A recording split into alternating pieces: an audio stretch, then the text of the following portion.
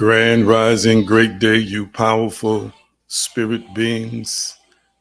I'm so excited and delighted to be with you, Dr. A.G. Green Sr., and you're watching Revolution Sundays with me, Dr. A.G. Green Sr. You know what to do: tag and share and tag and share and tag. Let people know that we are streaming and broadcasting live on YouTube and Facebook. I am incredibly excited and delighted again to be with you. Let me know if you can see and hear me well. Let me know if you can see and hear me well. Let's pray. Almighty, we're just thankful and grateful for all things. For in you we live and we move and we have our being. I just bless you and praise you in this moment and in this hour. And I gratefully declare that your will is done in us, with us, and through us. Teach us from the depths of your own being, spiritual principles and laws. Let us forever be radically changed. We are here to evolve, transform, and to ascend. Thank you for making us light amidst darkness. And we bless you in Yeshua's name, by his way, his power, and consciousness. It is so. And so it is. Tag and share and tag. Tag and share and tag. Again, we count it an honor and a privilege to be with you here on this particular day. So glad to see you all coming in to this digital conclave, this digital assembly.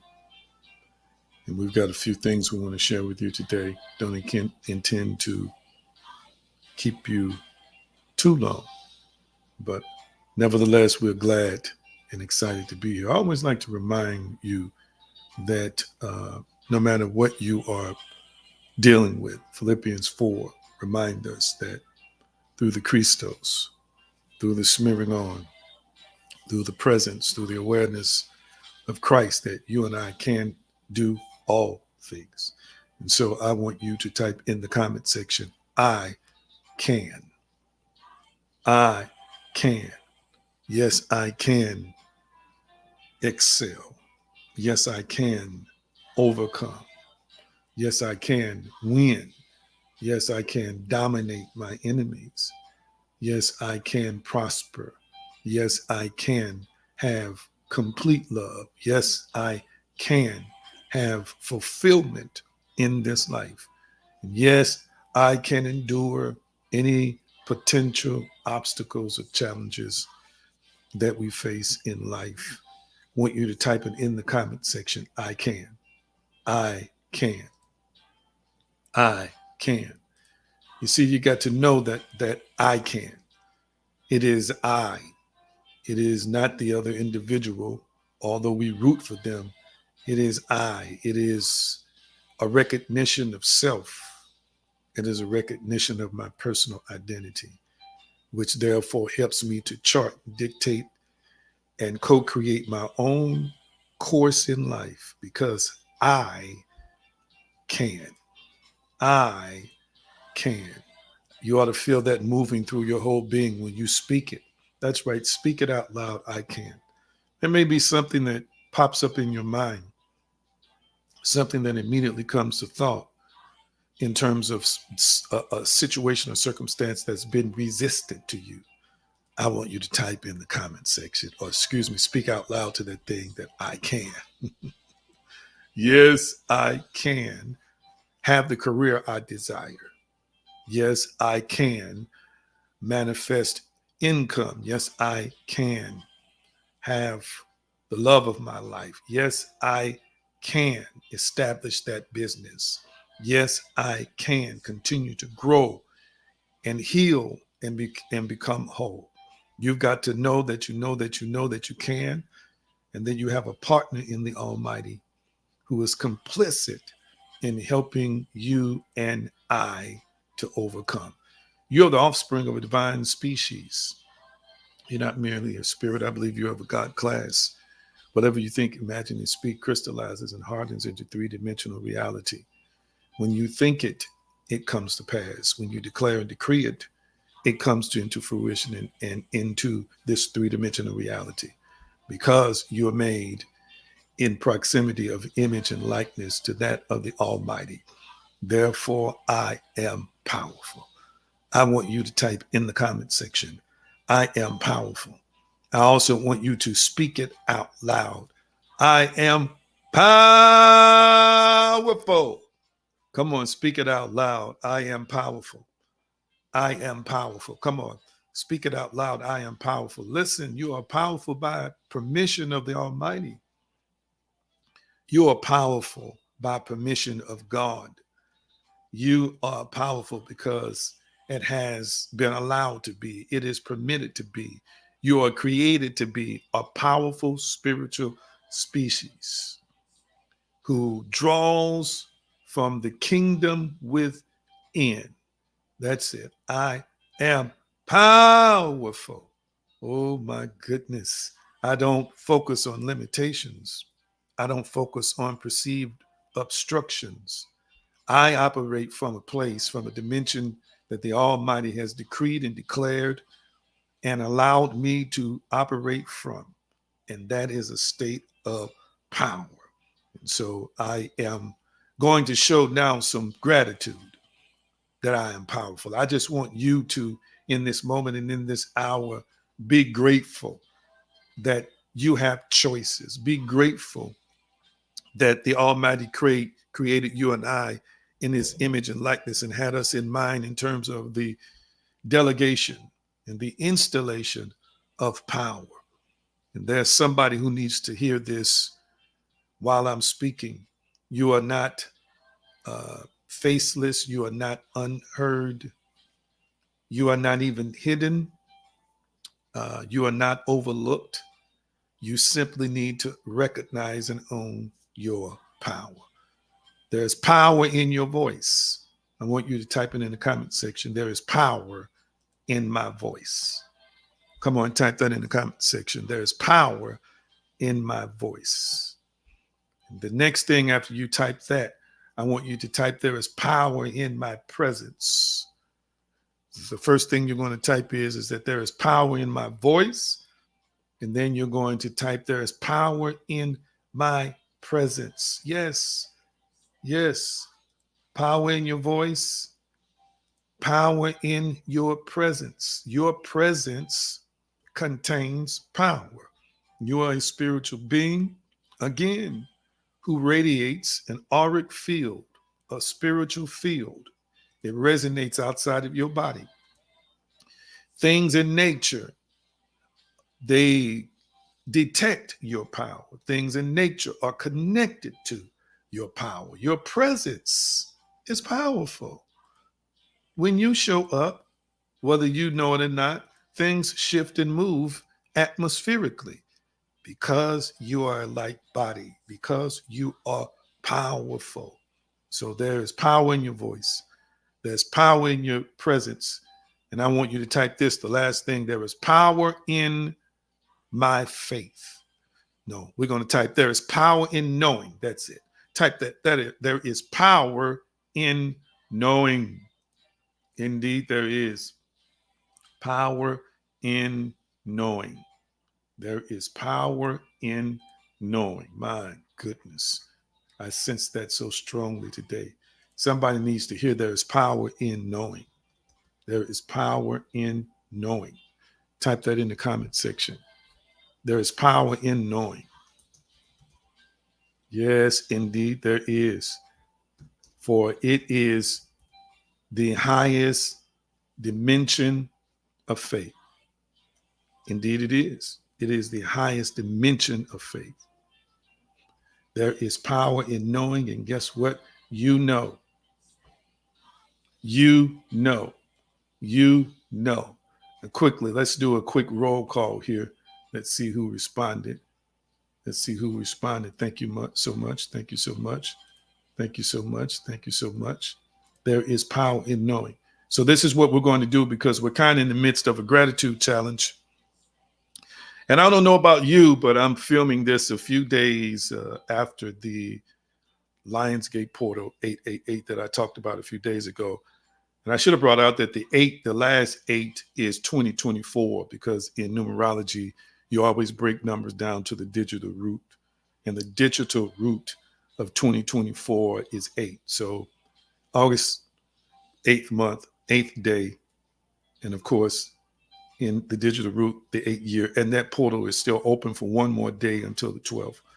But I had some powerful, magnificent, dynamic things take place on the day of the portal, life-changing things I'll remember forever, and continuing to unravel and unfold before me, that has put me on cloud 9. So I want to ask you right now, though, in the midst of that teaching, before that, we started, discussing certain things, and we talked about a gratitude challenge or a thankful challenge.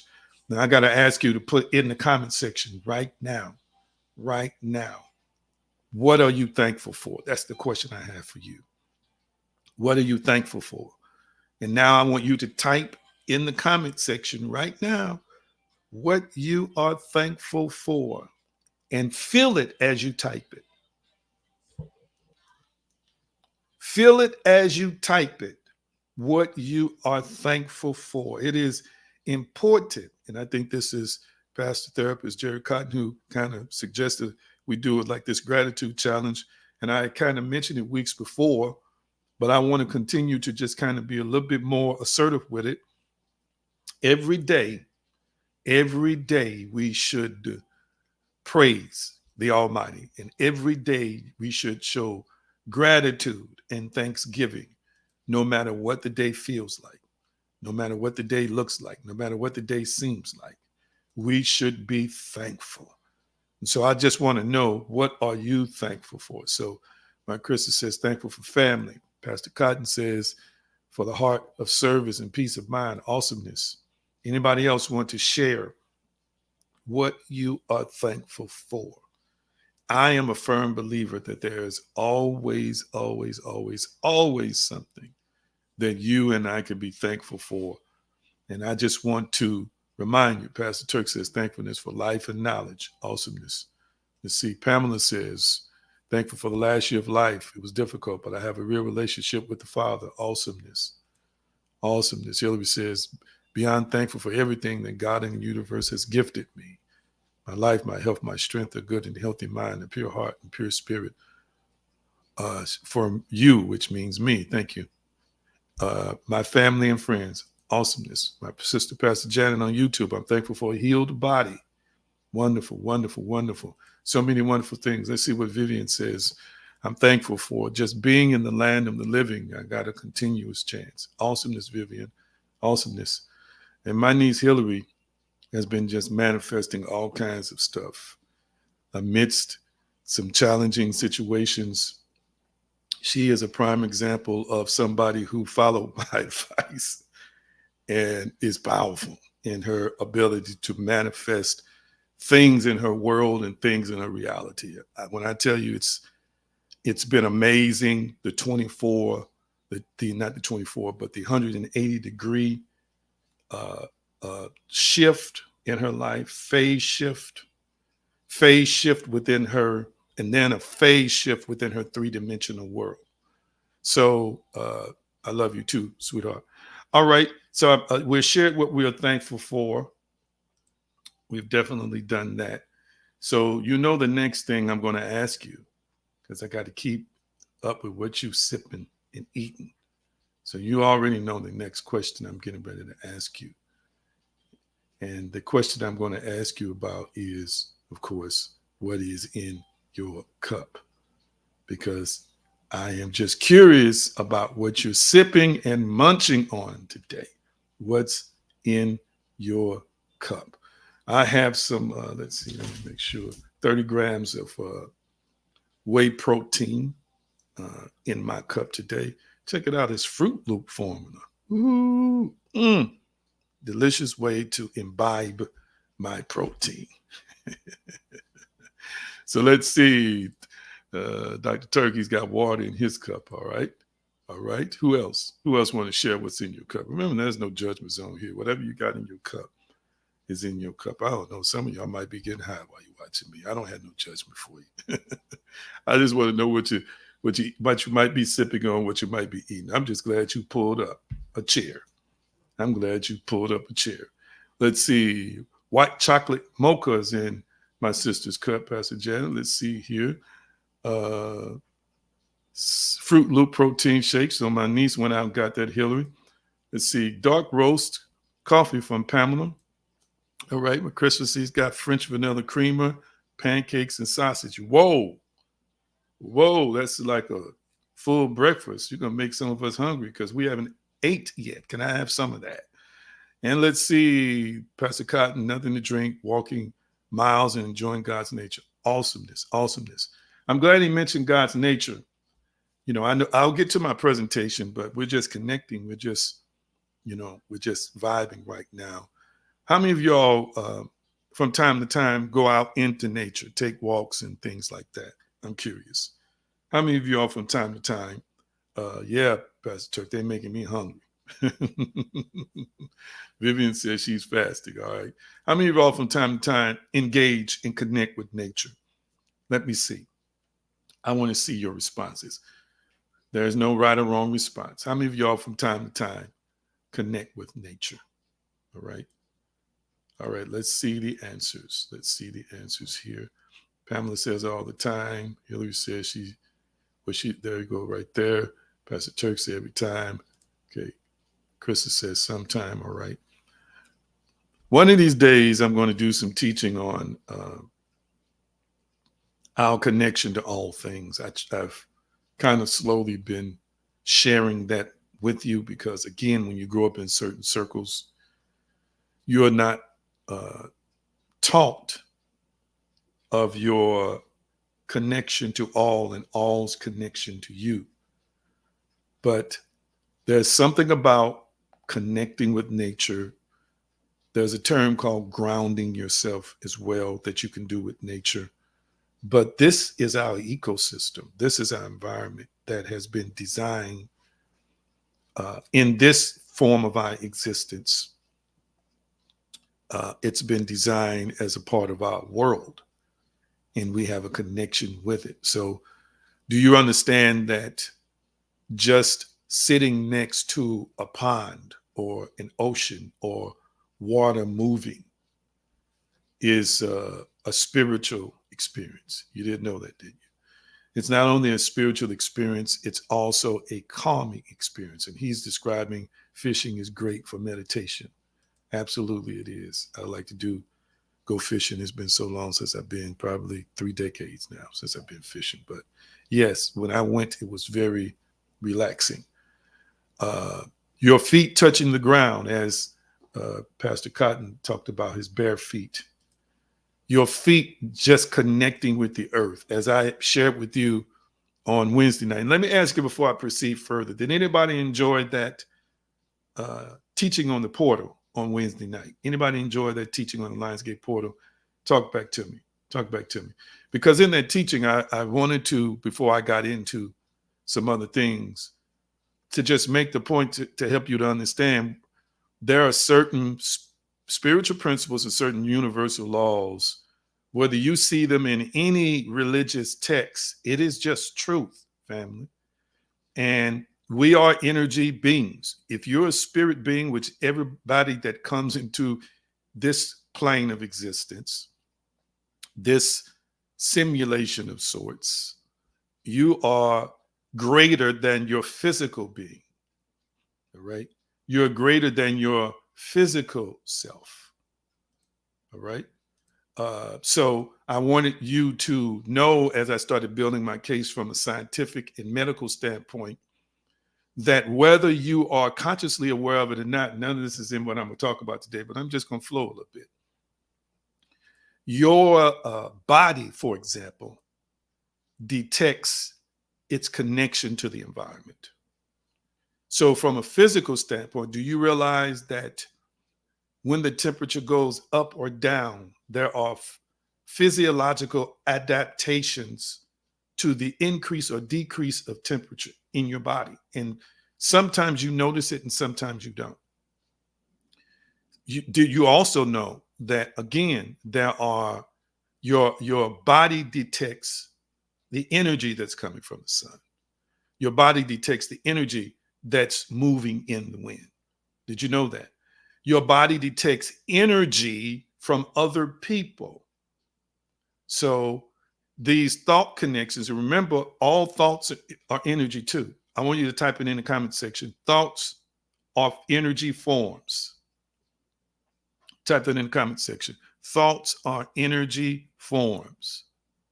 Thoughts are energy forms. That's a good place for me to start segue in a few minutes to my teaching. We're in Romans 8:28. I think this is part 8, and it's no coincidence that it's part 8 in the 8th month, where 8 is a dominant number. And I told you what it stands for, not just new beginning, but abundance and so many other things. We're still in the midst of that portal being open. There are extra spiritual and universal energies in our atmosphere. And again, as spirit beings, we possess a soul and live in a body. Most people focus on the physicality, but they don't focus on the inner, and they don't focus on spirituality. All composite, they work together. But your spirit self, a quantum mechanics term, a quantum physics term, excuse me, is superposition. Your spirit, you and I as spirit beings, the spiritual aspect of you operates from superposition. This superposition is above the three-dimensional realm. So the real you, yes, you are processing information through your brain. You are processing information in the physical realm. I just honestly believe, and from what we are learning, that real you, the real us, and religion is people who had depth in their revelatory experiences, who begun to embrace the spiritual aspects of our dimension, named differently by different belief systems. For example, you've got some belief systems that stop at 4D. You've got other belief systems that go up to 5D. And of course, as I have shared with you multiple times on this platform, that in peer-reviewed science, it has finally been acknowledged that your brain can comprehend up to 11 dimensions. But then there's certain, spiritual teachings that say we have up to 30, 40 something dimensions. The optimal point that I want to make is that as a spirit being, you are energy. You are energy and you are light. So when people come out of their bodies and they see themselves, they might see a resemblance to their anatomical existence, but many times it's going to be much brighter. Their appearance is going to look much different because your spirit body, what some call your astral body, they're not necessarily defined as the same thing in some circles, but for the sake of this conversation, we'll use it that way. Detects and knows when things shift. So you don't realize you're absorbing other people's energy and other people are absorbing your energy. Science has taught us that photosynthesis, as it is available in plants, the light is, of course, photons exist in light. That's all energy, family. So how can you be an energetic being living in a world of energy, not be impacted or affected by energy? So some people call it hocus pocus. They say, well, it's not, biblical. Just because the Bible didn't mention it doesn't mean it's not a spiritual truth. It's certifiable and it's bona fide that these are truths. These are facts. So having said that, I said all energy is thought forms. So understand that when you and I think something, there's a charge associated with what we think. When I say a charge, I mean an energy charge associated with what we think. So there's always energy transmitting from your mind. And again, I want you to understand that unless you know how to keep your thoughts private, all of your thoughts are not private. I'm going to say it again. All your thoughts are not private because you're connected by a thread that you cannot see consciously to other people. And so as you're thinking, you're transmitting, but you're also receiving. So just picking up just a little bit, let me look at my time. to finish up with Romans 8 and 28. And let me pause here. Somebody copy and paste the text for me for YouTube and Facebook. YouTube and Facebook. YouTube and Facebook. Yes, there are some physical reactions, that's what Pastor Turk is saying, that can be generated from thought. From thought. So the reason why when they hook things up to your brain and they can see, like, for example, your prefrontal cortex, which is responsible for higher functions, lighting up, it's because when you're thinking, it's not just that, yes, the energy of the blood that's flowing, blood is creating that energy as well. But yes, it's because when you're thinking, you're emitting thoughts. Now watch this. I don't want to get into this today. But when you're thinking, you're not just emitting energy, you're emitting frequency. You're not just emitting energy, you're emitting frequency. Why do I talk about these things? I talk about these things because they are relevant to your existence. They are relevant to your existence. If you think it's just that the world works only one way or two ways or three ways or a way you've been taught and don't know that, watch this, there's a better way, there's an easier way if I just access certain knowledge. Okay. If I just, have a greater sense of knowing, then this pathway would be easier and smoother for me.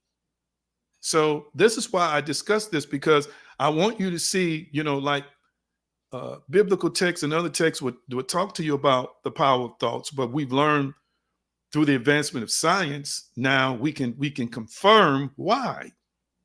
Through the advancement of medical technology, we can confirm why. It's just like when I told you the other night that medical doctor talked about a magnetic field that transmits from your heart at least 15 feet.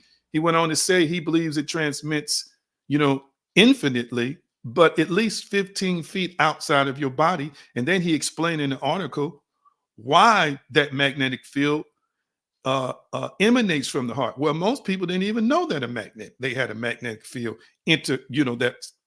propagating from their heart, emanating from their heart. And they certainly didn't know that the body itself is a giant magnetic field. They didn't know that. Well, don't you think it would help your existence if you did know it? And it would kind of help you to understand how things work in our world. So the text says, and we know that all things work together for good to them that love God, to them who are the called according to his purpose. I'm going to try and see if this is going to be my final installment today. But I want you to know and understand that what you know is determining how you live. And it is determining how you live because what you know is constantly transmitting signals into the world. So hear me real clearly. I'll give you an example. Have you ever thought you didn't even, quote unquote, what we call pray, but you thought that you wanted something? Okay, you thought you wanted something. Yeah, that's right, Pastor Turk. We have three brains in our body. You have this brain that sits in your cranium. You have what's called the heart brain, and that heart brain is, communicates to the head brain. Then you have a gut brain, the enteric nervous system, which is responsible for digestion. All those communicate with each other. So yes, the average person doesn't even know we got three brains. So what was I discussing? Sometimes I get off track when I look at the comments and see something positive and profound that was said.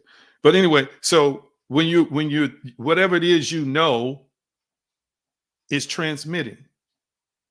So not going back into epistemology and all those different ways and methodologies used, or methodologies, examined to determine how we know anything, because I did that, go back to the previous, installments. This is installment number 8. So I don't want to spend too much time talking about those things. I just want you to know that what you know is transmitting. So this was my example. Have you ever thought that you wanted something and You went on about your day, and by the end of the day, you had what you wanted. Has that ever happened to you? Whether you say, "Oh, I'd like a slice of pizza," or "I'd like a hamburger," or "I'd like some cookies," and somebody stopped by and said, "Oh, I was thinking about you, and I thought I'd drop these chocolate chip cookies off." Or somebody said, "Let me take you to lunch," or somebody paid for your lunch. Has that ever happened? Okay, let's see. Let's see here. I got yes. I got one yes. You know why that happened? And again, y'all put that, oh, see, the Lord bless me. Those were your thoughts, family.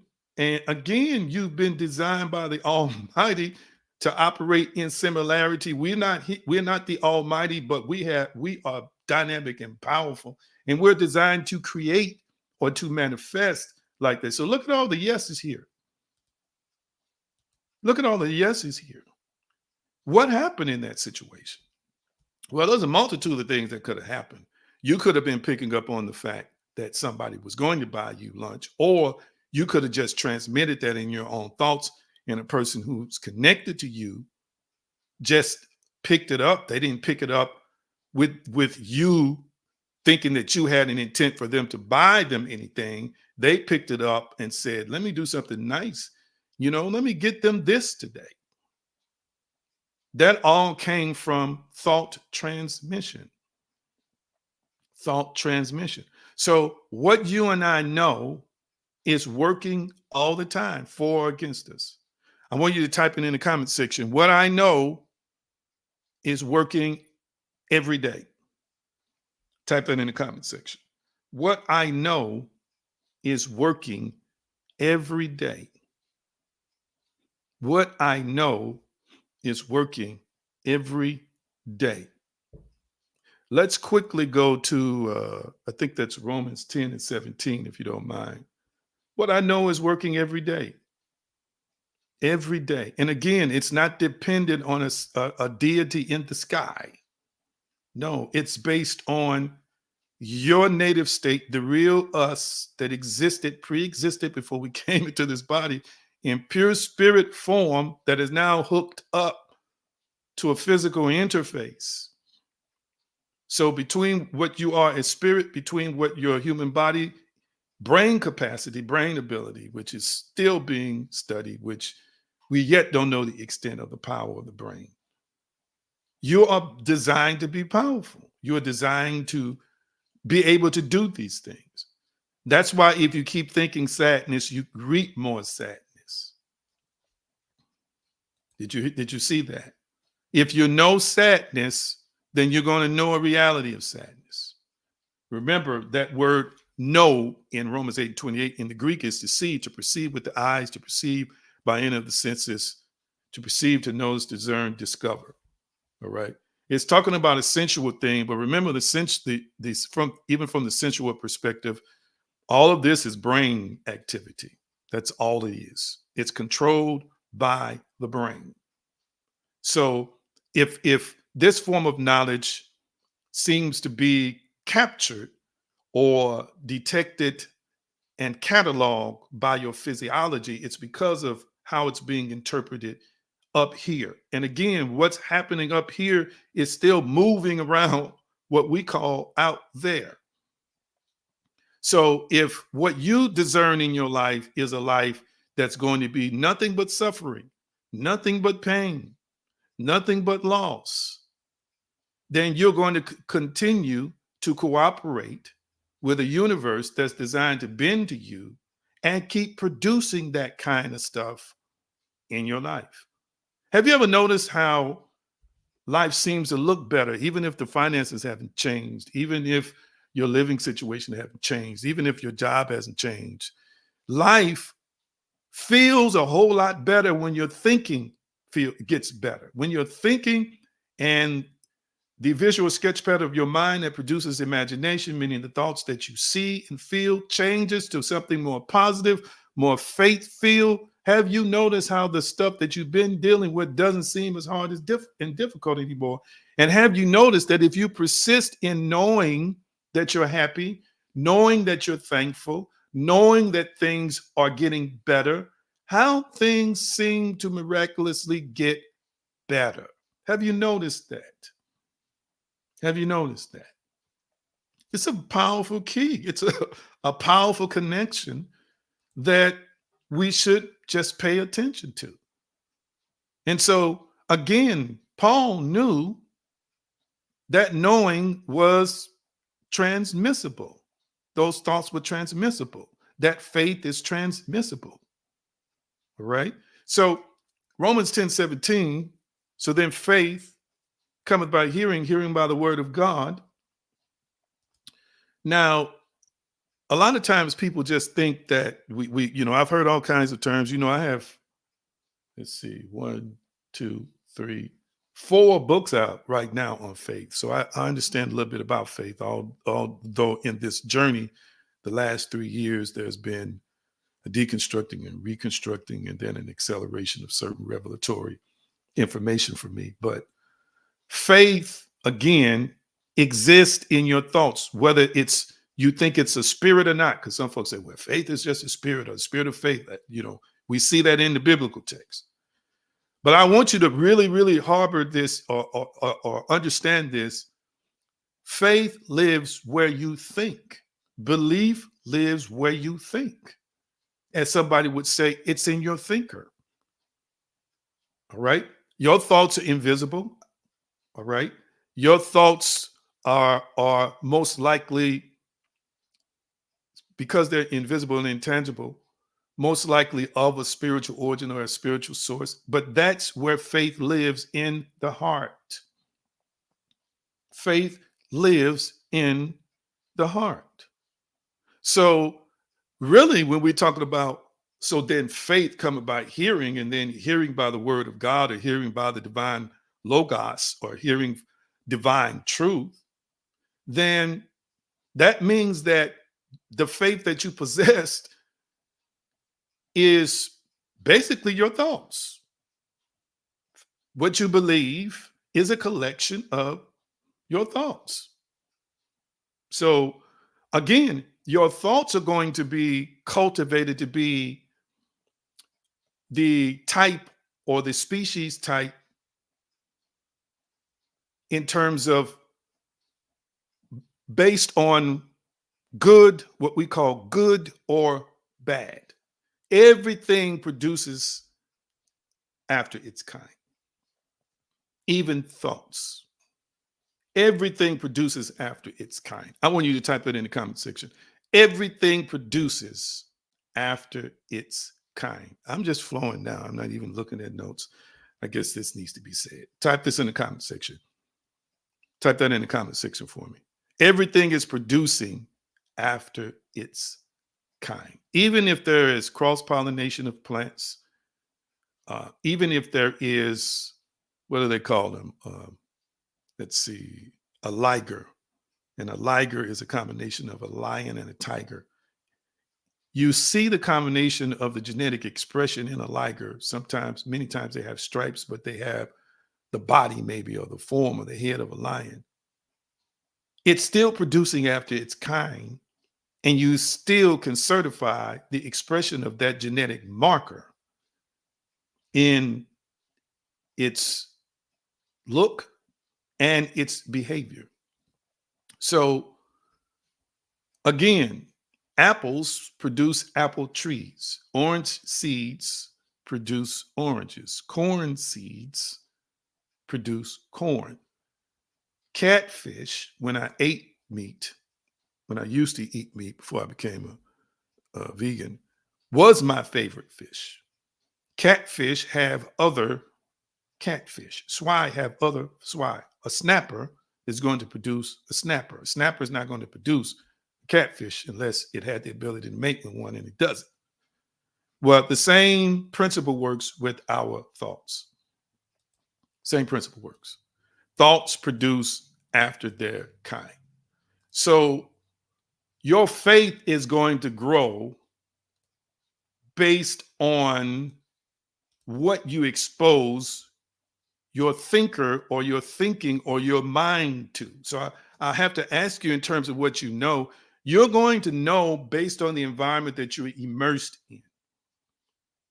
I'm going to say it again. You're going to know based on the environment that you're immersed in, and you're going to operate as a spirit being using your faith based on the concepts and principles that you hold to be true from the environment that you are immersed in. Am I making any sense to anybody here? So your faith, and again, most times people use faith in a positive sense or positivity in how we discuss it. But let me help you to understand something. Faith runs the whole universe.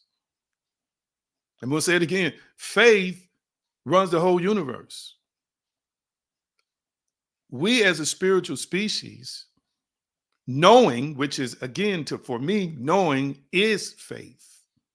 Because if I know something, that means I deeply believe that thing is already so, is already completed, is already finished, or whatever it is that I'm praying for, praying about, meditating for, or desiring.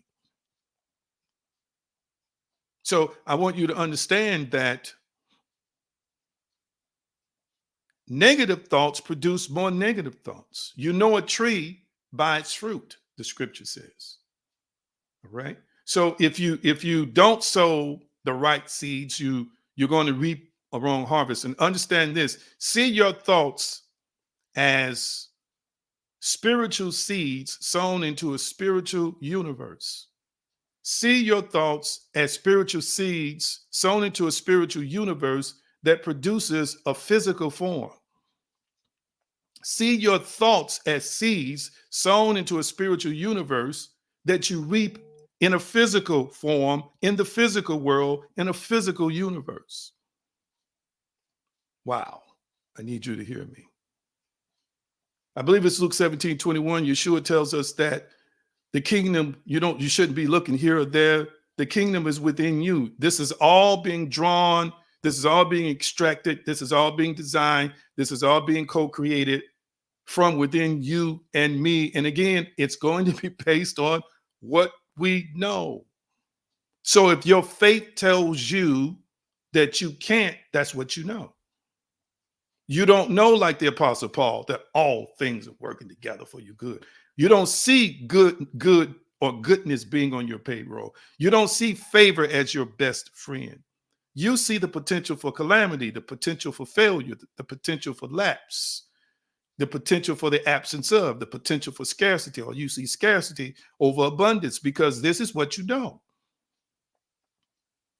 So I want you to understand that if you understand, again, things always originate outside of the physical universe first. And you're looking at all this stuff in the physical and thinking, yes, we see it, a seed of a man, which is energy, and itself contains a collection of spiritual genetics in it, transmitted into a woman. She becomes impregnated, zygote, and all this wonderful evolutionary process starts in the womb.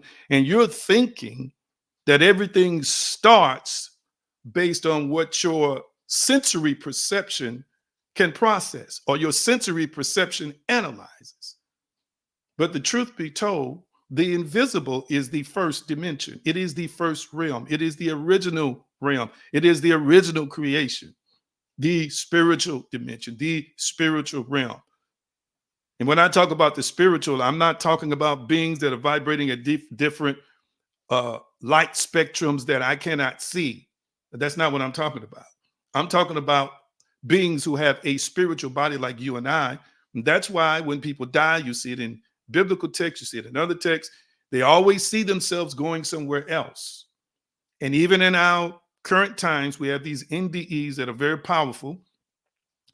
And all these folks are not hallucinating. Many of these people were clinically dead. So how can you think, hear me, physically think if you're clinically dead? And while they were dead, their spirit essence, their spirit being traveled somewhere. So that dimension is the ultimate dimension. There are multiplicity of dimensions out there. But that dimension is the home dimension. It is the main dimension. It is the dimension that everything starts from. My personal opinion, life throughout the rest of the universe, the creator is at the top of what we call the food chain as a dynamic, powerful spiritual being that's most likely seeding the cosmos, seeding universes. beyond telescopic awareness, telescopic knowing. So I want you to recognize and understand that this knowing is a mindset. Type it in the comment section. This knowing is a mindset, or type knowing is a mindset. I want you to type that in the comment section. Knowing is a mindset. Wow. I need you to understand this is the same Paul that is depicted in scripture. I believe it's Acts chapter 17, but it's in the book of Acts. Paul and Silas locked up, and it says at midnight they begin to pray, and then they begin to sing songs with their hands and feet in the stocks. Let me tell you, knowing is a mindset. These are people who were apparently in certain very dangerous situations, again, who did not allow physical environments to determine what they believed, and they did not allow physical environments to determine their reality. They determined it inwardly. And yes, they believed that their faith was connecting to a divine being, an almighty being that had them covered, that had their backs, that was going to ensure that somehow, some way, they got through whatever it is that they were going through. I need you to hear what I'm saying today. So knowing is a mindset. My question to you is, what is your mindset? Let me look at my time. I got some more time. What is your mindset? Because whatever you know is whatever your mindset is. So, family, what is your mindset? I don't see too many likes and hearts today. Let's impact the algorithm on YouTube and Facebook. Hear me. What's your mindset today? I got to ask you. Paul is telling us clearly what his mindset is. He's like, listen, it don't matter what happened in my life. This thing is working out for my good. Rumi says, you got to live as if life is rigged in your favor. The ancient poet and philosopher Rumi said that. Listen. So I got to ask you what your mindset is, because it is your mindset that is a direct contributor to your reality. Do you realize that your mindset is literally writing the script of your life? I'm going to say it again. Your mindset is writing the script of your life. That's powerful. It's right now writing the script of your life. And again, I gave you placebo studies. I don't want to revisit that again. The stuff we really believe is what we're seeing in our lives. And this is why I'm constantly trying to empower and encourage people that if you keep seeing this vengeful, dictatorial, tyrannical, ruthless, merciless God, then you're going to live in a reality where that being exists, and you're going to operate with uncertainty, and you're going to operate just like people, listen to this, who lived under an oppressive regime. You're going to live like folk who live in communist countries. Your mindset is going to be similar to that, because I can't mess up, I can't do. I'll be cut off. You're going to destroy me. You're going to send me to hell. It's going to blah, blah, blah. I won't be able to get the car, the house, the love. Everything is going to be gone. Oh. You are constantly, you're depressed and you're discouraged. And if you say something, you make a mistake. Oh, he going to get me. Oh, this is why didn't get the job. Oh my God. This is why I can't be blessed no more. And folk will have the audacity to prophesy foolishness to you like that, when it's got nothing to do with that. You and them are complicit together, in agreement together, that this is a version of a God that's real to you. So when your car breaks down, you blaming that guy. Oh, I missed something today. I just didn't do something right. That's why my car broke down. Or you put it on that other fella. That's the devil. He trying to kill me. He trying to destroy me. In some people's worlds, the devil is bigger than God. Why do I say that? Because he always busy. He seemed to be busier than God. But if that's your concept, your faith, hear me, your mindset, then that's the way life is going to play out for you. Am I making any sense to anybody? I really, really am encouraging you and challenging you at the same time to start revisiting what you know. You all know some stuff don't align with you. You know some stuff don't make sense to you. You know some things you've been spoon fed and shoved down your throat. It's just not adding up. Y'all know I'm telling the truth here. You know I'm telling the truth. It's just not adding up for you. It's not resonating well. It just feels like there's something off. Am I making any sense? So, knowing is a mindset. And again, the central character of our discussion is Paul. And Paul's mindset is listen, it's agathos in Greek, it's a benefit for me. All things, all things work together. The word work, symphoneo, remember, related to the word symphony. He's saying that there's a universal harmony and that there are universal activities designed by an almighty God who is pulling the strings to make sure that everything works out for my good. Even the word love, you got to be careful how you interpret the word love in this context. The word love has nothing to do with what you do. The word love here in the Greek that's used in this text, because people would take this word love and try and use it as a try find a cross section of other scriptures and say, well, see, it means you got to do this, and see, it means you got to live like that. Agapaho, or agapaho, agapaho. It means affectionate. It means reverence. It means prompt. It means obedience. It means grateful. It means recognition of benefits. That's what love means in that text.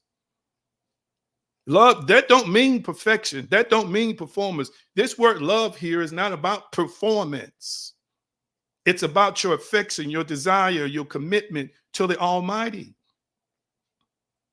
If you know you love God, then you got to know that things are working together for your good. You got to have the mindset, that this is not some bloodthirsty being that's looking to cut me off. You got to believe that this thing is set up for you to win. Do you believe? This is another thing I'm going to say. Do you really believe you're supposed to win? Do you really know you're supposed to win? That's a good question. Back to Romans 10:17, just for a minute. So that faith, it's going to come based on aku. In the Greek, I believe it is. It's going to come based on what you hear. What you hear, again, are seeds, thought transmissions vocalized, or thought seeds, vocalized into sound form. They are seeds. What I'm saying to you right now, I'm spilling seeds right now, seeds popping out my mouth, and you can't see them. So your faith will grow or start dying based on what you hear. And the word hearing, I'm not doing it justice because there's a depth of information in the word hearing itself. So what you think, what you imagine, and what you speak, hear me, is directly predicated on what you hear. Why do I say that? Because again, that's what your faith is. Your faith is what you're thinking. Your faith is what you're imagining. Your faith is what you're conjuring. Your faith is based on what that inner voice is saying to you. And it is directly predicated on what you hear. Wow. So if you keep hearing stuff that's going to just break you down completely and make you feel useless, barren, barren and like crap and like a nobody and like you can't ever get anything right, well, how do you think you're going to respond to that? Because many people are already struggling to feel good enough about themselves. So if I keep shoveling this crap down your throat, how useless you are, how terrible you are, and how you didn't check off the right things today in your boxes, and you're just miserable, and you're just a wretch, and you all this other kind of stuff. How in the world can I feel good about myself? And let me help you with something. Religion has a problem when people start feeling good about themselves. You're taking the glory from God. It's got to be all about Jesus. You're making it all about you. Well, it is all about you. to a certain extent, because you were designed and created to come here to live out a life. So it is about you. It's about you and your creator. You have a large role, incredibly large role in how your life is lived. And if I'm supposed to be living, if that was true, that he came that I might have life and life more abundantly, well, come on, we need to get on with the living some abundance. Am I making any sense to anybody? I don't see no likes and hearts. I guess y'all really listening and paying attention. So Paul had a mindset. Knowing is a mindset, family. Make no mistake about it. Knowing is a mindset. Whatever you know is your paradigm. Whatever you know is your scheme or schemata. Whatever you know is your perception.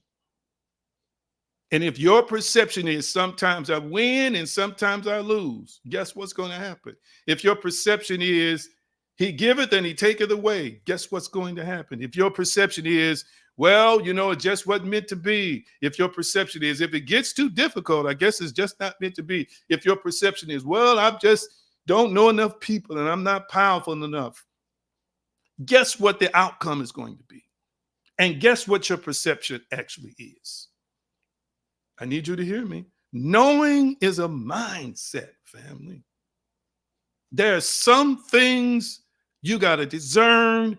There are some things you got to know. Listen to this. Beyond empirical data, empirical evidence, there's certain things you got to know beyond physical matter and what we call physical space and time. There are certain things you got to know beyond this three-dimensional world. You got to know it from within. You got to craft and create a knowing, a mindset, and a perception about your life, hear me, that's positive, that's good, and that's great, and you cannot allow circumstances to deter you. This is what Paul is eloquently elocuting to us in the text today. So that's why I'm consistently asking you what you know, because if you know insecurity, you reap insecurity. If you know fear, then you're going to produce fear. If you know I'm not good enough or keep discerning you're not good enough, guess what you're going to keep bringing into your life? Situations that seem to confirm again that I'm not good enough. If you keep knowing that I'm not lovable, if you keep knowing that, well, nobody really wants me, if you keep knowing that your age stops you, that's right, I said knowing it because that's what you know. That's your mindset. That's your perception. Guess what will start happening in your world? You'll be missing opportunities because of your age. Well, it don't have nothing to do with that evil, sinister joker. It don't have nothing to do with anybody else. It has everything to do, family, with what you know. And I really maybe I need to do a session on aging or whatever, because, I'm just going to be honest.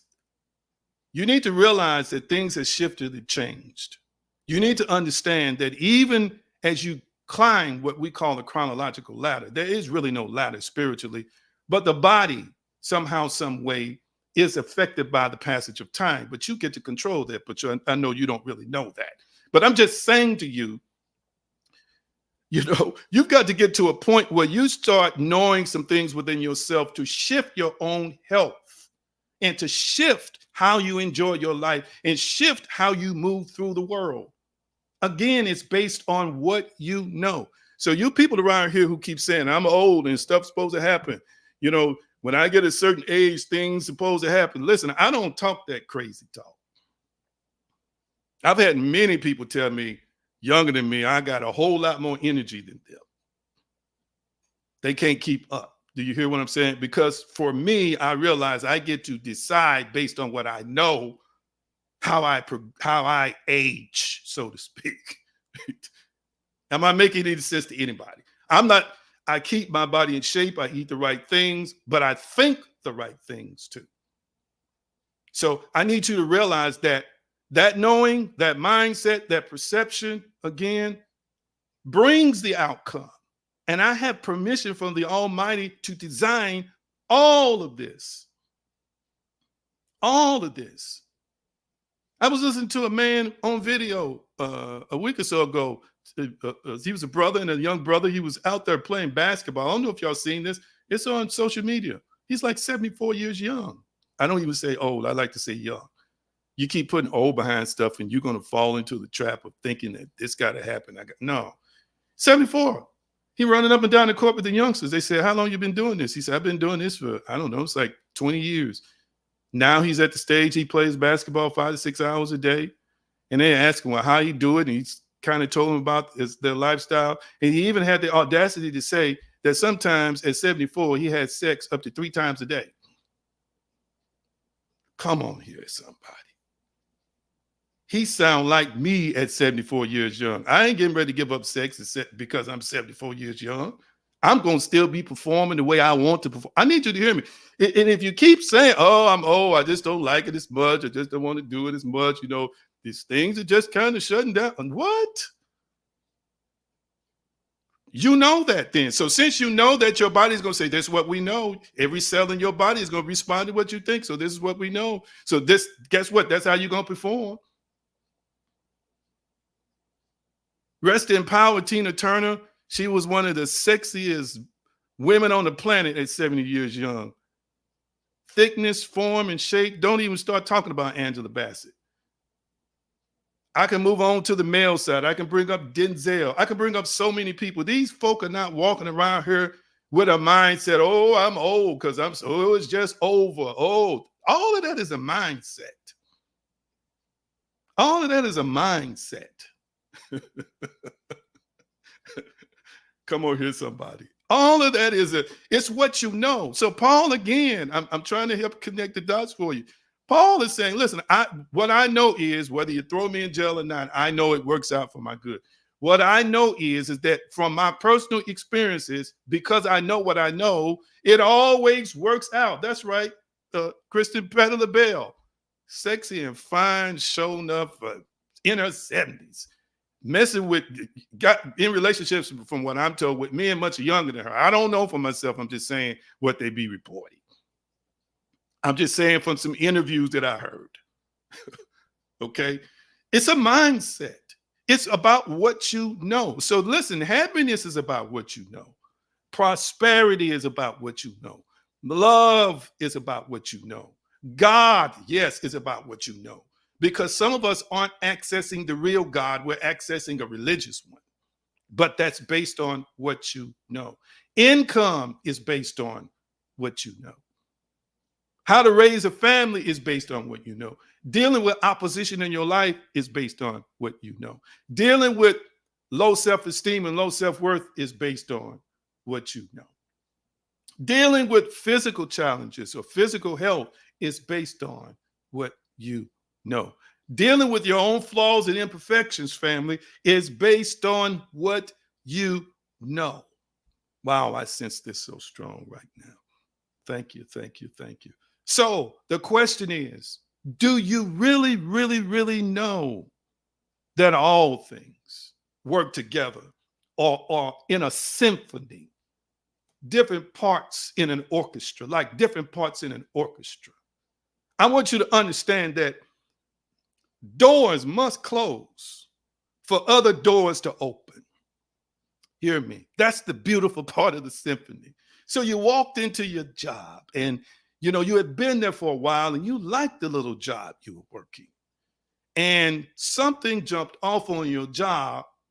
Before you knew it, you went from liking a job to being in an office to being terminated about something that wasn't your fault. And your head is hung low. You walked out the door. You're trying to figure out how you're going to survive, blah, blah, blah, so forth and so on.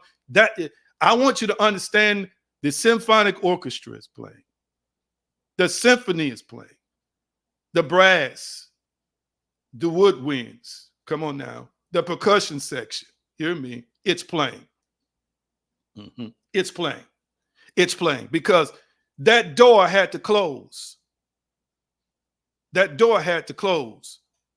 So another part of the orchestra could start playing to create a new door for you. I need you to hear me. Let me say something to you.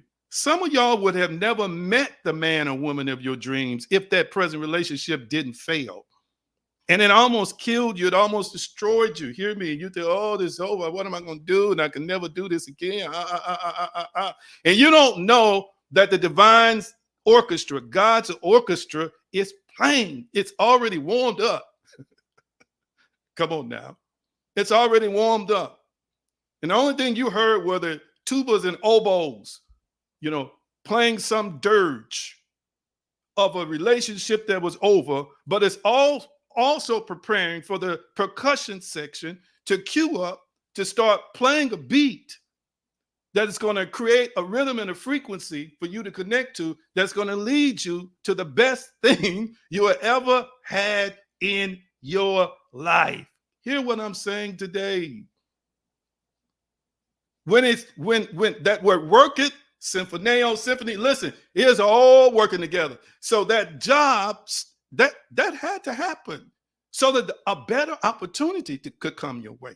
Sometimes you got to walk through the valley of the shadow of death to know about the power of life you have, and to know about the power of the God that's in you and that walks with you. And if you don't have these experiences and know that they are a part of a wonderful, beautiful, melodious symphony, hear me, that always plays a tune of music that works out for you, you always get to dance in the end. Somebody type it in the comment section. I always get to dance and celebrate in the end, or in my story. Let's put it like that. Just type, I always get to dance and celebrate. Type that in the comment section. I always get to dance and celebrate. Wow. I need you to hear what I'm saying today. So when it looks like life is deconstructing, when it looks like pieces are falling apart, pieces of puzzles don't fit in place, when it looked like, and this is where some people think that God has abandoned them when stuff happens. No. That's the orchestra. That's the symphony playing.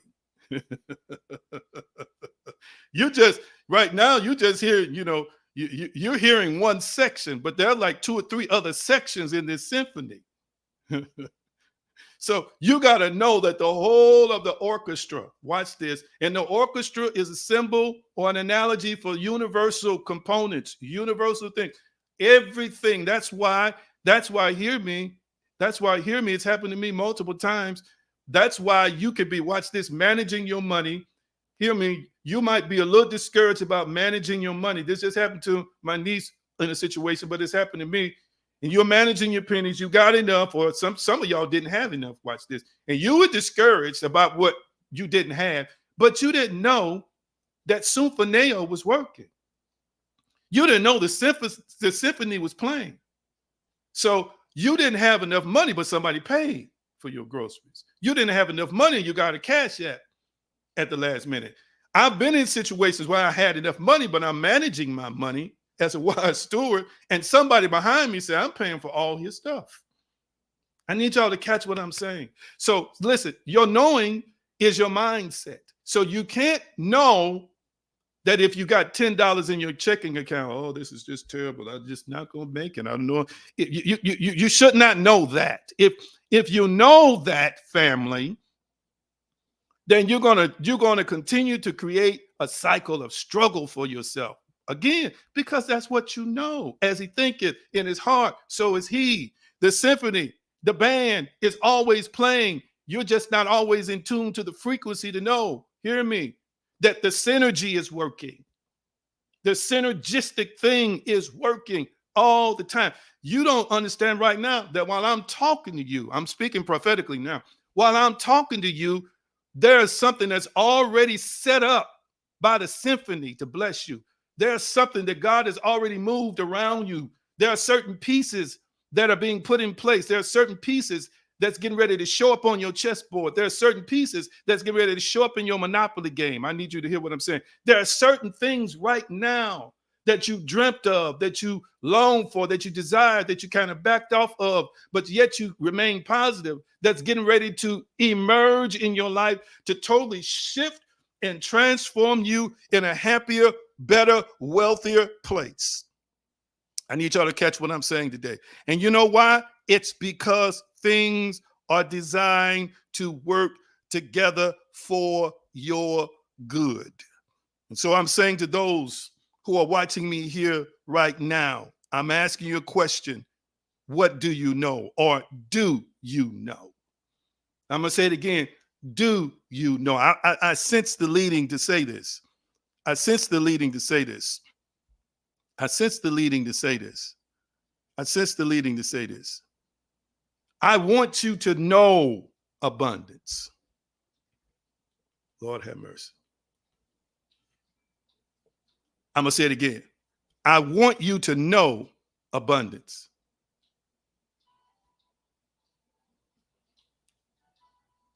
I want you to know abundance. Because if you keep knowing scarcity, it's going to become family. It's going to become your best friend. We see it play out in scripture that the stuff that Paul thought he knew, he really did know because it reflected in his world. His faith in his God, his faith in the principles that he lived by always worked out for his benefit. I feel this. I sense this so strong here. Right now, I see two numbers, 1111, popping up on my screen. You can't see it, but I can. Wow. Hear me, family. Hear me, family. Hear me, hear me, hear me. Hear my heart. Hear the heart of God. Hear the heart of the Almighty speaking right now.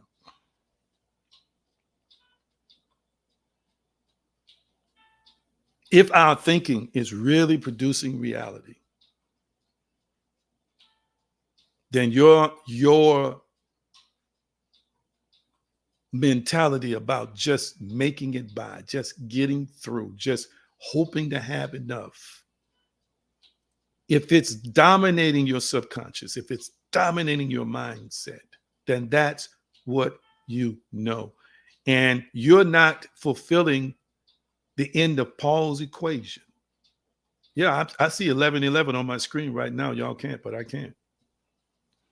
It's a powerful numerology number, but I don't want to get into it. If you keep knowing scarcity, hallelujah. I feel this. I feel this. I'm telling you now, God is speaking. If you keep knowing scarcity, it don't matter how many scriptures you quote. It don't matter how much you pray. If you believe in yourself that you are just meant to live in scarcity and lack, family, no matter what you start, no matter what you set out to do, even if you start making a little money, it's only a matter of time before those prevailing beliefs, your knowing of knowers in that inner part of your being, is going to sabotage you. Thank y'all for typing. Yes, we're seeing 1111. So I got to encourage you right now. The good, the benefit. Notice the formula. Notice the connection. He knows that it works out for the good because he loves God. And so it works out for the good. Do you see the connection? He knows good works out for him. Always. Good is always working. So hear me. I'm going to say it again. If I plug anything into that knowing equation, I'm going to get the outcome. It is directly, what I know is directly proportionate to the outcome. It's not inversely proportionate. It is directly proportionate to the outcome. I feel God here. And the Spirit of God is saying to tell you that you must know that he's not hindering you. The Almighty is not shackling you. The Almighty is not binding you. Yah has no interest in your sadness, no interest in seeing you struggle, or no interest, I should say, excuse me, paraphrasing, in seeing you sad. Some of y'all honestly think you're being punished and God wants you to just crawl the rest of your life. I don't know that, God. But when you know, even if you can't understand it, even if you don't know where it's coming from, even if you don't know how it's going to show up in your world, even if you don't know how it's going to work out, even if you don't know how it's going to manifest for you, if you just know that you're abundant, that you're connected to abundance, that you're one with abundance, that God has a direct interest in watching you live abundant. Now, guess what's going to start happening? And abundance is not just about money, family. Some of y'all, some require an abundance of joy, an abundance of hope, an abundance of rest, an abundance of fulfillment, an abundance of love, and of course, the tangible financial aspects of that as well. Almighty, I just thank you for this moment, for this hour that you've granted us. We have ears to hear and hearts to receive what the Spirit is saying to us right now. And I thank you that we are changing and shifting what we know. I thank you that we are altering and changing what we know. I thank you that we have made a powerful, sincere effort to know goodness, to know mercy, to know grace, and to know life, and that more abundantly. And I just bless you, and I just magnify you, and I just glorify you. And by faith, in Yeshua's name, way, power, and consciousness, it is so. And so it is. If you have any prayer requests you want me to agree with you on, you can put them in the comment section.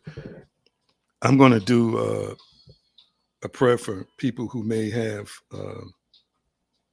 any physical situations or circumstances. I haven't done that in a long time. But miracles are pretty easy for me, especially physically, praying for people. But are there any prayer requests? Tell me how y'all feeling before we sign off today. And if you are led to give an offering or even tithe today, use the giving opportunities at the bottom of the screen. Then I'm going to share with you, I got a birthday coming up this week. So I hope you're praying with me about that. But how y'all feeling? How was the word for you today? I need to see where it landed. I need to see who it landed with. I need to see who the seeds were planted into. Oh, thank you, my sister. She says, amazing. Thank you so much. Very uplifting. Thank you, thank you, thank you, thank you. Thank you, Destiny. Appreciate it, appreciate it. Wonderful, wonderful, wonderful. Appreciate you. Appreciate you. Somebody said on point. Awesomeness, awesomeness, awesomeness. Did you understand the words that came out of my mouth? Thank you, Elder Christian. Did you understand the words that came out of my mouth? I want to make sure that you understood the words that came out of my mouth. If you uphold these words, make it a daily process for you. Things will start changing in here first. And then you'll start seeing things out there. And don't be discouraged. Let me say this and I'm done. Sometimes people don't understand that you want to rebuild a house. Sometimes people want to rebuild a house. But sometimes it's not that the structure of the house is bad, and it's not that the wiring and plumbing are useless. But sometimes the vision and the dream cannot be held or contained within the bones and the framework of the old house. So I have seen situations where they didn't just gut a house, because that's leaving the frame up, where they totally demolished the house and rebuilt a new one. Why am I saying this? When you start entering into certain revelatory experiences and you start seeing truth shining in from different places that starts challenging what you thought you knew, when you start walking that path, what start happening is that sometimes what you constructed in an old reality, an old version of you starts becoming destroyed, demolished. And it looks like everything is falling in on you. It is falling in on you because this new you has to create something new in terms of its vision from a different or more improved set of spiritual principles, a different knowing, and a different mindset. And let me say this to you.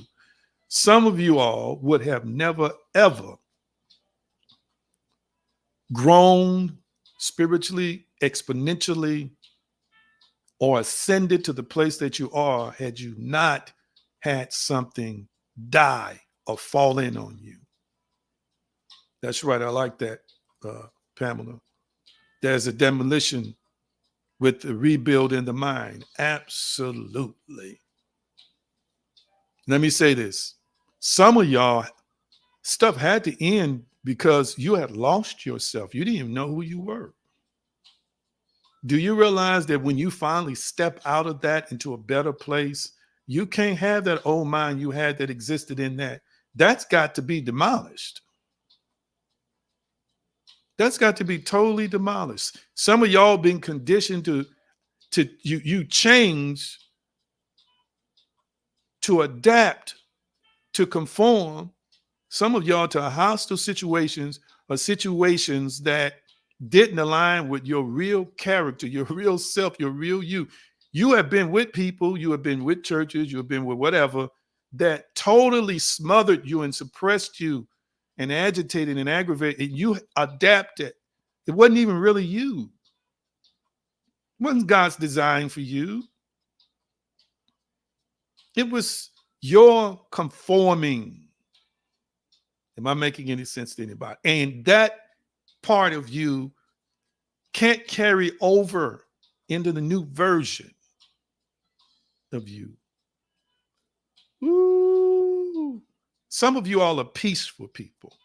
You just left drama. And if your foundation to survive is built, or the walls in your house, or the electrical and the wiring and the plumbing has been installed based around drama,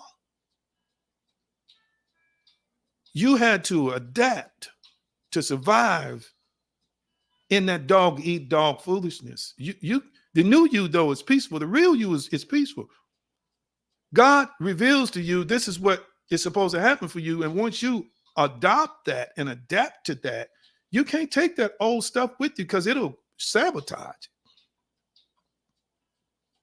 So it was necessary that it be torn down to its foundation.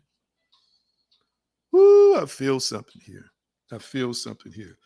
Am I making any sense to anybody here right now? Is this part resonating with you? Some of y'all can't find no place because there is no place right now. You are deconstructed. That thing is falling apart for you. This just don't feel right. Something just not adding up here. I'm trying. I'm doing this. I'm doing that.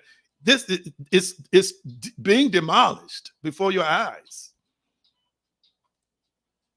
And watch this. The people that live in that old paradigm you used to live in, they think something wrong with you. What's wrong with it? Won't do this. Won't go consistently. Won't attend here. Won't. What's happened? They just, where they kind of just way out there. Blah, blah, blah, blah, blah, blah, blah. They don't know you're deconstructing and things are demolishing. That old stuff is disintegrating in you. It don't even fit you no more because you're getting to the real you and your real awareness of things. Ooh, I feel it deep in my sha-na-na. Let's see. I had one prayer request. I think there was Christian here. Let me look up here. I'm trying to see his prayer requests. Trying to go back in the chat. Speaking doors have been open for me. Okay. Absolutely. We're in agreement for doors open. Christian Harris, doors, many ways. So you're going to see in your mind, Christian, a door opening. If it hasn't already happened, you're going to see it. If you see it after this broadcast, which you will see it, I say if, you will see the door opening. This is going to be a confirmation that doors are open. It's because, see, if you see it opening, that means it's open. Therefore, doors are open. And keep seeing yourself walking through new doors.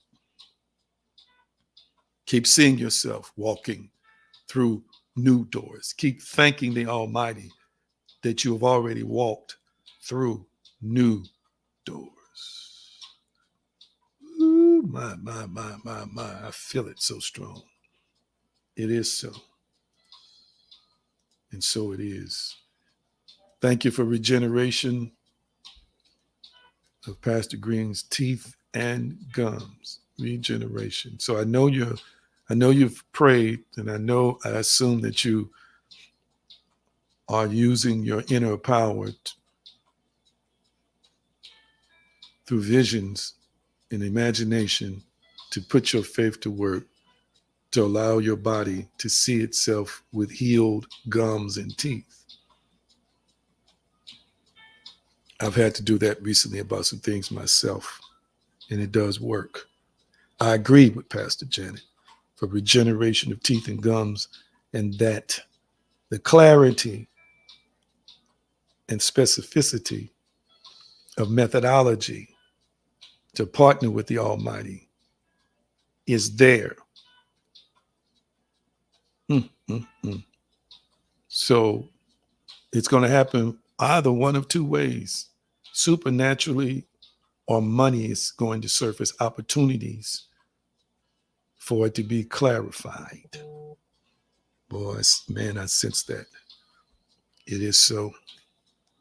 And so it is. All right. Thank you so much. Y'all know I love you. Use the giving opportunities at the bottom of the screen. Remember that portal is open until the 12th. And I've got a few of you all who already started sowing that portal seed. And if there's someone here today who want to join us in giving in eights, I always encourage people to give as God has blessed them to give. But we're just giving in eights, symbolically aligning ourselves to this portal. And so you can give that today, and you can also give that tomorrow if you don't have it today. I always give in love, and I always know that whatever I give multiplies, comes back to me exponentially. I give it in love. Did you hear what I said? I give it in love, and then I give it knowing that it's coming back to me exponentially. This is what I know whenever I support somebody through giving. It is an act of love. That's all it is for me. But because I participate in the law of reciprocity, I know that when I give anything, not just money, if I give you this teaching, it's coming back to me. If I give you my love, it's coming back to me. Good measure, pressed down, shaken together, running over. That's the law of reciprocity. So share with us today in giving, or tomorrow, however you're led to do it, in numerical denominations of 8. Amen. Oh, he said the doors have already been opened. Look at that. So which door did you see first, yourself walking through first? Which door did you see yourself walking through first? That's what came to my mind after reading your message. Which door? Because I hear, which door did you see yourself walking through first? That's the answer to your question. Which door do you see yourself walking through first? Which door do you see yourself walking through the most, Christian? And that is the door. Does that make sense? Does that make sense? The door you see yourself predominantly in is the door. And you feel differently when you see yourself, Christian, in that door. Sometimes we become torn when other opportunities present itself. But if we can ever calm ourselves and allow our spirits to talk to us through feeling, what feels settled and comfortable we'll be able to gain a better understanding of the decision that we should make. But I speak and prophesy this to you, that everything is unfolding and working out perfectly in your life. So you know what that means? You have chosen the right door. That's what that means. So with me agreeing with you concerning that, you won't choose the wrong door. Oh my God. Love you all so dearly. Appreciate you. I'll be on again in a couple of days. I think that's it. Don't forget to join us on Patreon. Keep up with our social media presence. I really, truly, dearly appreciate you, your love, and your support. I release you with the shalom blessing today. Shalom, shalom, peace, wholeness, and prosperity. Nothing missing and nothing broken. And I declare and decree to you that it is so, and so it is. Enjoy your day. Love y'all. See you soon.